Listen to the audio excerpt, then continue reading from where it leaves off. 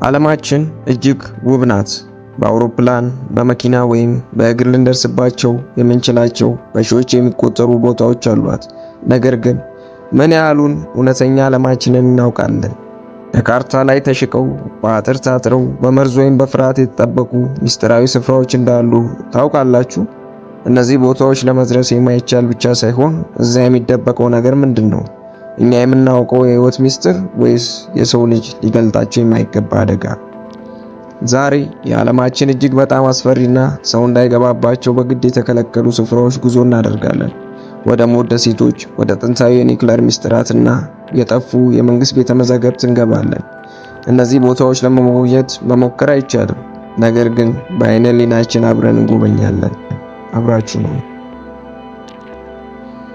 አንደኛ፣ ሰሜን ሴንቲል ደሴት ኖርዝ ሴንቲል አይስላንድ፣ ህንድ። ይህቺ ደሴት በዓለማችን ላይ እጅግ አደገኛና ለመቅረብ የማይቻል የሆነች ናት። በዚህ ደሴት የሚኖሩ የሴንቲኔል ጎሳ ሰዎች ከዘመናዊ ዓለም ጋር ምንም አይነት ግንኙነት የላቸውም። ማንኛውም ሰው ወደ ደሴታቸው ለመቅረብ ቢሞክር በቀስትና በጦር ያጠቃሉ። የህንድ መንግስት ሰላማቸውን ለመጠበቅና ከውጭ በሚመጡ በሽታዎች እንዳይጠፉ ለመከላከል ወደ ደሴቲቱ መቅረብ ሙሉ በሙሉ አግዷል። ከዚህ ጎሳ ጋር ለመገናኘት መሞከር በሕግ የሚያስቀጣና ለሞት የሚያጋልጥ ነው። ከ100 ዓመታት በላይ ያለምንም ለውጥ በድንጋይ ዘመን ኑሮ የሚኖሩ ሲሆን ማንነታቸውና ታሪካቸው እስካሁን ድረስ ሙሉ በሙሉ ሚስጥር ነው።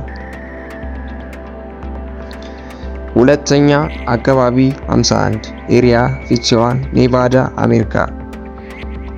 የአሜሪካ መንግስት በሚስጥር የሚጠብቀውና በዓለም ዙሪያ በልዩ ፍጡራን ኤሊየንስ ታሪክ የሚታወቅ ስፍራ ነው። አካባቢ 51 በኔቫዳ በረሃ ውስጥ የሚገኝ እጅግ ጥብቅ የሆነ የአሜሪካ አየር ኃይል መሰረት ነው። መንግስት ለረጅም ጊዜ መኖሩን ሲክድ ቆይቷል። ከ1950ዎቹ ጀምሮ የአሜሪካ መንግስት እጅግ አስገራሚና ሚስጥራዊ የሆኑ አውሮፕላኖችና የጦር መሳሪያዎችን የሚሞክርበት ቦታ እንደሆነ ይታመናል። ይሁን እንጂ ዋናው የሚስጥር ምንጩ የዩፎ ፍርስራሾች እና ከምድር ውጭ ያሉ ፍጡራን እዚህ እንደተደበቁ መወራቱ ነው። አካባቢው በከፍተኛ ደረጃ ተከቧል። የመንግስት ምልክቶች ወዲያውኑ በጥይት እንመታለን የሚል ማስጠንቀቂያ ይዘዋል። ሰው በቅርብ ርቀት ሆኖ መመልከት ብቻ ነው እንጂ የሚችለው ወደዛ አካባቢ መጠጋትም ሆነ መግባት በፍጹም የተከለከለ ነው። ኢልሃዳ ኬይማዳ ግራንዴ የእባብ ደሴት ብራዚል። ይህ ደሴት በመላው ዓለም ካሉ አስፈሪ ጦር መሳሪያዎች ሳይሆን በገዳይ ፍጥረቶች የተከለከለ ነው። በብራዚል የባህር ዳርቻ ላይ የምትገኝ ይቺ ትንሽዬ ደሴት በአንድ ስኩዌር ሜትር እስከ 5 የሚደርሱ እባቦች በዓለማችን ላይ ካሉ እጅግ መርዛማዎቹ ጨምሮ መኖሪያ ናት። የእባቦቹ ቁጥር በጣም በከፍተኛና መርዛቸውም እጅግ አደገኛ ስለሆነ የብራዚል መንግስት ደሴቲቱን በፍጹም መከልከል ኳራንታይን ውስጥ አድርጓታል። ደሴቲቱ ላይ የመብራት ቤት ጠባቂዎች ከዚህ ቀደም ይኖሩ ነበር፣ ነገር ግን በጊዜው በእባቦች ሰለባ በመሆናቸው የብራዚል ባህር ኃይልና ጥቂት የሳይንስ ሊቃውንት ብቻ ናቸው።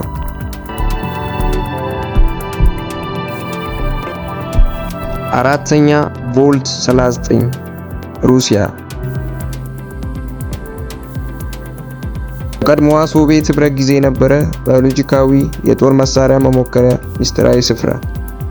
ይህ ቦታ በይፋ የግብርና ምርምር ተቋም ተብሎ ቢጠራም በእርግጥም በሶቪየት ህብረት በ1940ዎቹ እስከ 1990ዎቹ መጀመሪያ ድረስ ገዳይ ባዮሎጂካላዊ የጦር መሳሪያዎችን እንደ አትራክስ እና የፈንጣጣ የሚመረትበትና የሚሞከርበት ማዕከል ነበር።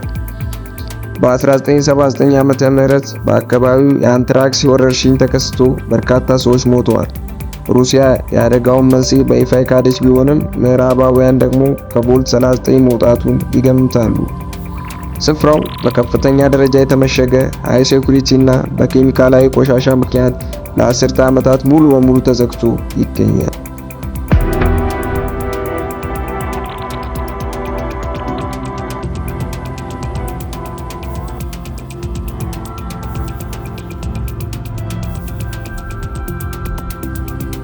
አምስተኛ፣ ሜዝጎሪዬ ሩሲያ። በሩሲያ ውስጥ በያማንታው ተራራ ስር የተደበቀች ሚስጥራዊ ከተማ። ይህች ከተማ ከውጭው ዓለም በጣም የተዘጋችና የተከለለች ናት። ዓለም አቀፍ ተንታኞች እንደሚገምቱት በያማንታው ተራራ ውስጥ ግዙፍ ከመሬት በታች ያሉ መጋዘኖችና መገልገያዎች አሉ። ምናልባት ይህ ቦታ በኒውክሌር ጦር ጊዜ ለሩሲያ አመራሮች መጠለያ እንዲሆን ተብሎ የተገነባ ወይም እጅግ ምስጢራዊ የሆኑ የኒውክሌር መሳሪያዎች የሚቀመጡበት ሊሆን ይችላል። ስፍራው በወታደራዊ ኃይል የሚጠበቅ ሲሆን የውጭ ዜጎች ወደ ከተማው ለመግባት ፍጹም የተከለከለ ነው። በውስጡ የሚኖሩ ሰዎች እንኳ ለዓለም ስለሚያደርጉት ነገር ምንም መረጃ እንዲያወጡ አይፈቀድላቸውም።